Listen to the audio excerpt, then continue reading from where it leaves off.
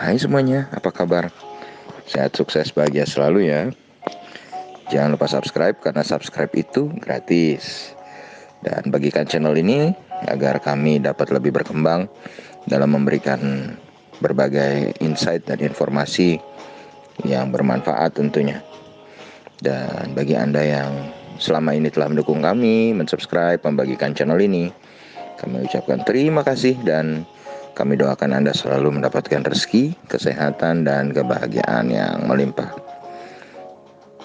Mari kita mulai sebuah insight mengenai review dari resume perdagangan hari ini di pasar modal Indonesia untuk hari Selasa 15 September 2020. Kita akan melihat bahwa indeks harga saham gabungan hari ini sebenarnya ketika dibuka sempat naik sampai titik tertingginya di 5.187.279. Kemudian turun sampai titik terendahnya 5.091.294 dan akhirnya ditutup di 5.100.865 atau mengalami pelemahan 1,18% atau 60,963 poin. Total transaksi yang terjadi hari ini tidak terlalu besar, hanya 8,015 triliun rupiah. Jadi transaksinya bisa kita katakan cukup kecil, dengan tercatat 296 saham melemah dan 133 saham menguat. Dan yang perlu dicatat dari transaksi hari ini adalah terjadi penjualan secara besar-besaran kembali oleh investor asing sebesar 1,11 triliun rupiah. Jadi dengan total transaksi yang hanya 8 triliun, investor asing jualan 1,11 triliun, lumayan besar. Kemudian kalau kita lihat dari saham-saham yang dijual oleh asing, maka yang terbanyak adalah saham Bank BCA. Saham Bank BCA mencatatkan net foreign sale sebesar 564,9 miliar dan sahamnya sendiri mengalami penurunan 3,14% atau 950 poin ke 29.300 rupiah. Sedangkan yang kedua adalah saham Bank BRI atau BBRI, net foreign sale 121,2 miliar dan sahamnya sendiri mengalami penurunan 110 poin atau 3,2% ke 3.330. Yang ketiga ada TLKM, net foreign sale 51,7 miliar dengan mengalami penurunan 60 poin atau 2,08% ke 2830. Di posisi keempat ada Indofood Sukses Makmur atau INDF, net foreign sale 43,6 miliar mengalami penurunan 125 poin atau 1,6% ke 7675.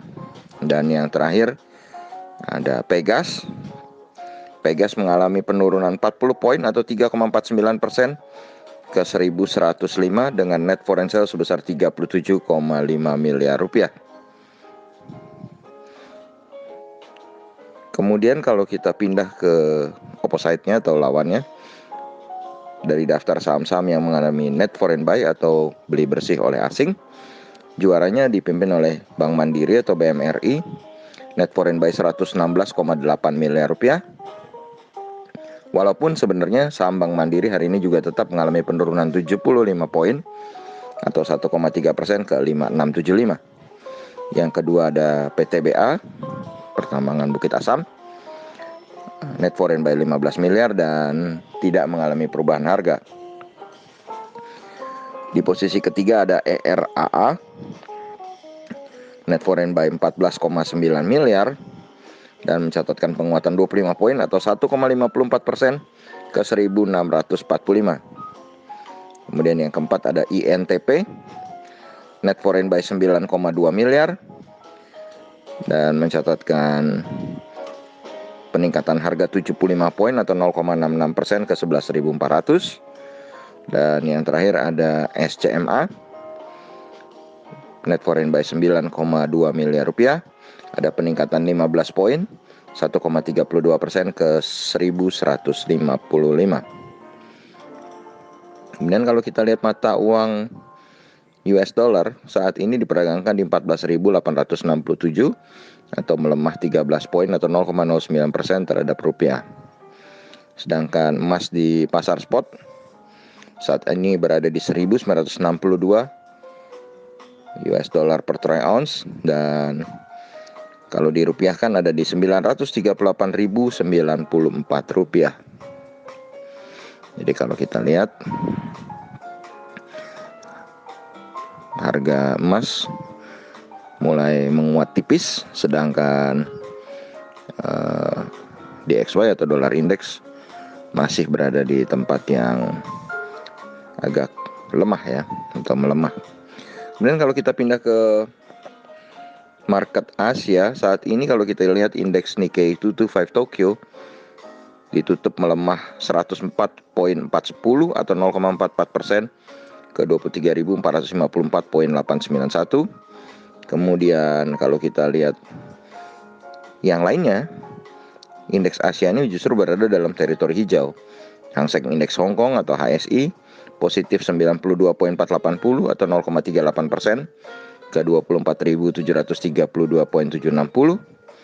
Kemudian Shanghai Composite Index menguat 0,51% atau 16.870 ke 3.295. Dan Straits Times Index Singapura mengalami penguatan juga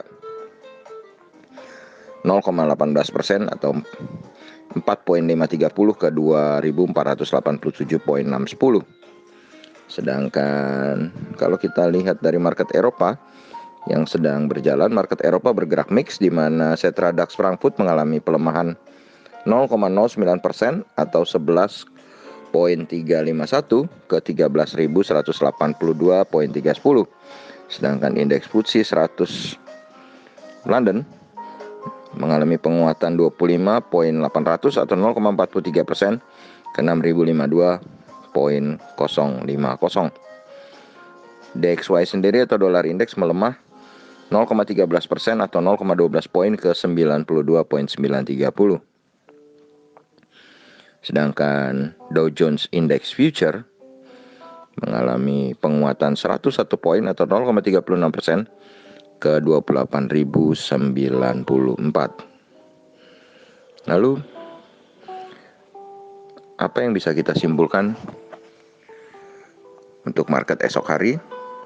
Kalau kita lihat dari apa yang ditampilkan oleh market hari ini dengan volume yang kecil, kemudian kita lihat market Eropa dan Amerika yang cukup baik,